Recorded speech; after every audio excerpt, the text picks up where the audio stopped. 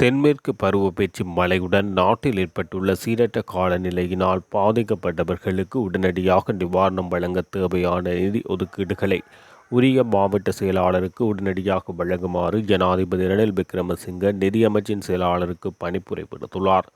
அத்துடன் அனர்த்தம் காரணமாக முற்றாக சேதமடைந்த அனைத்து வீடுகளையும் அரசாங்க செலவில் முப்படையினர் மற்றும் போலீசாரின் உதவியுடன் எதிர்வரும் 2 மாதங்களுக்குள் நிர்மாணிப்பதற்கு நடவடிக்கை எடுக்குமாறு சம்பந்தப்பட்ட தரப்பினருக்கு ஜனாதிபதி பணிப்புரை விடுத்துள்ளார்.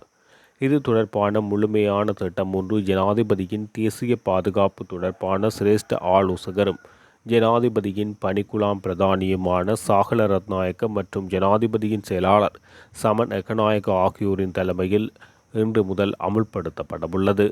தற்போது பொது நிர்வாக அமைச்சு, பாதுகாப்பு அமைச்சு, முப்படையினர் மற்றும் போலீஸ் மற்றும் சிவில் பாதுகாப்பு திணைக்களம், அனர்த்த முகாமைத்துவ நிலையம், மாவட்ட செயலகங்கள், பாதிக்கப்பட்ட அனைத்து பிரதேச செயலகங்களின் அத்தியாவசிய உத்தியோகத்தர்கள் மற்றும் பிரதேச அனர்த்த முகாமைத்துவ அதிகாரிகள், கிராம சேவர்கள் உள்ளிட்ட குழுவினர் பாதிக்கப்பட்ட மக்களுக்கு தேவையான அனைத்து உதவிகளையும் செய்து வருகின்றனர். இந்த அனைத்து அதிகாரிகளின் அர்ப்பணிப்பை பாராட்டிய ஜனாதிபதி சேவைகளை தொடர்ந்து முன்னெடுத்து செல்வதற்காக பொதுமக்களின் அன்றாட வாழ்க்கை நிலைமைகளை பேணுவதற்காக வழங்கக்கூடிய அனைத்து ஆதரவையும் அரசாங்கம் உடனடியாக வழங்கும் எனவும் தெரிவித்துள்ளார். 25 மாவட்ட செயலகங்களின் கீழ் அமைந்துள்ள மாவட்ட அனர்த்த முகாமைத்துவ நிலையங்களை முழுமையாக அமுல்படுத்துவது தொடர்பில் நேற்று பிற்பகல் இடம்பெற்ற கலந்துரையாடலின் போது தனக்கு அறிவுறுத்தல் வழங்கப்பட்டதாக அனர்த்த முகாமைத்துவ நிலையத்தின் பதில் பணிப்பாளர் நாயகம் ஓய்வு பெற்ற மேஜர் ஜெனரல் அதிப திலகரத்ன தெரிவித்துள்ளார். முப்படைகள், போலீஸ் மற்றும் சிவில் பாதுகாப்பு திணைக்கள அதிகாரிகளின் ஒத்துழைப்பை பெறுவதற்கும் இதன்போது தீர்மானிக்கப்பட்டுள்ளது. அத்துடன் வெள்ள இடர்களை கையாள்வதற்கு பயன்படுத்தக்கூடிய தேவையான வாகனங்கள், படகுகள் அல்லது ஹெலிகாப்டர்கள் ஆகியவற்றை வழங்குவதற்கு உடன்பாடு காணப்பட்டதாகவும் அவர் குறிப்பிட்டார். அதற்கிணங்க கடற்படை, விமானப்படை மற்றும் இராணுவம் என்பன அந்த பணிகளில் முழுமையாக ஈடுபட்டுள்ளதாக அவர் சுட்டிக்காட்டியுள்ளார். பாதுகாப்பு இராஜாங்க அமைச்சர் பிரமித பண்டார தென்னகோன், தேசிய பாதுகாப்பு தொடர்பான ஜனாதிபதியின் சிரேஷ்ட ஆலோசகரும் ஜனாதிபதி பணிக்குழாம் பிரதானியுமான சாகல ரத்நாயக்க, பாதுகாப்பு செயலாளர் ஓய்வு பெற்ற ஜெனரல் கமால் குணரத்ன ஆகியோர் கலந்து கொண்ட இந்த சந்திப்பில் அதிக பாதிப்புக்குள்ளான மாவட்டங்களின் மாவட்ட செயலாளர்கள் டிஜிட்டல் முறையில் இணைத்து கொண்டனர். தேவையற்ற வகையில் வீதிகளுக்கு வருவதை தவிர்க்குமாறும், வெள்ளம் அல்லது அனர்த்தங்களினால் பாதிக்கப்பட்ட இடங்களுக்கு செல்வதை தவிர்க்குமாறும், வெள்ளம் அல்லது நீர்நிலைகள் உள்ள இடங்களில் நீர் விளையாட்டுகளில் ஈடுபட வேண்டாம் என அனர்த்த முகாமைத்துவ நிலையத்தின் பதில் பணிப்பாளர் பொதுமக்களிடம் கோரிக்கை விடுத்தார். அவசர நிலைகளை தெரிவிப்பதற்கும் பாதிக்கப்பட்ட மக்களுக்கு மேலதிக நிவாரணங்களை வழங்குவதற்கும் அனர்த்த முகாமைத்துவ நிலையத்தின் 117 என்ற அவசர தொலைபேசி இலக்கமானது 24 மணி நேரம் செயற்படும் சேவைகளுக்கு நேரடியாக பங்களிக்க வேண்டிய அனைத்து அரசு நிறுவனங்களும் அதிகாரிகளும் இதனூடாக இணைக்கப்பட்டு வசதிகள் செய்து தரப்படும் என பதில் பணிப்பாளர் நாயகம் வலியுறுத்தியுள்ளார். ரத்தினபுரி மாவட்டத்தில் அதிக அனர்த்தமுள்ள 8 பிரதேச செயலக பிரிவுகள் அடையாளம் காணப்பட்டுள்ளதாகவும் அந்த அலுவலகங்கள் அனைத்திலும் அனர்த்த நிவாரண சேவை உத்தியோகத்தர்கள் நேற்றிரவு முழுநேர பணியில் ஈடுபட்டதாக ரத்தினபுரி மாவட்ட செயலாளர் வசந்த குணரத்ன தெரிவித்துள்ளார். ரத்தினபுரி, குருவிட்ட, ஏலப்பாத்த, கலவான், அயகம, கிரியல்ல, நிவித்திகல மற்றும் எகலியகொட ஆகிய பிரதேச செயலக பிரிவுகள் அதிக ஆபத்துள்ள பிரதேச செயலக பிரிவுகளாக அடையாளம் காணப்பட்டுள்ளன. தற்போது சீரற்ற காலநிலை காரணமாக 2574 குடும்பங்களில் 9398 பேர் பாதிக்கப்பட்டுள்ளனர்.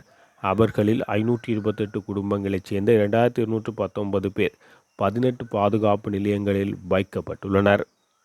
ரத்தினபுரி மாவட்டத்தில் இதுவரை 5 மரணங்கள் பதிவாகியுள்ளன.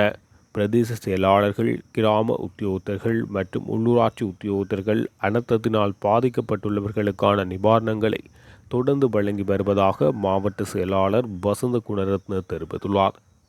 இடம்பெயர்ந்த முகாம்களில் தங்கியுள்ள மற்றும் வெளியில் தங்கியுள்ள அனைத்து பாதிக்கப்பட்டவர்களின் உணவு மற்றும் சுகாதார தேவைகள் முழுமையாக பூர்த்தி செய்யப்பட்டுள்ளதாக ரத்தினபுரி மாவட்ட செயலாளர் மேலும் வலியுறுத்தியுள்ளார். இதேவேளை 22 பிரதேச செயலகங்களில் நெலுவ, தவளம, நாகொட, நயாகம, பெலிவிட்டிய, திபித்துறை, பத்தேகம மற்றும் எல்பிட்டி ஆகிய 7 பிரதேச செயலக பிரிவுகளுக்கு அதிக பாதிப்பு ஏற்பட்டிருப்பதாக காலி மாவட்டத்தின் பதில் செயலாளர் சிடி ராஜகருண தெரிவித்துள்ளார். நெலுவை அண்டிய பகுதிகளில் பாதிப்பு குறைந்து வருவதை அவர் சுட்டிக்காட்டியுள்ளார். எனினும் அனர்த்தம் காரணமாக 1348 குடும்பங்களைச் சேர்ந்த 3455 பேர் பாதிக்கப்பட்டுள்ளனர். இதுவரை 2 காணாமல் போயுள்ளனர். பிரதான பாதுகாப்பு நிலையம் ஒன்றில் 250 குடும்பங்களைச் சேர்ந்த 608 பேருக்கு சகல வசதிகளும் செய்து கொடுக்கப்பட்டுள்ளதாக பதில் மாவட்ட செயலாளர் சுட்டிக்காட்டியுள்ளார்.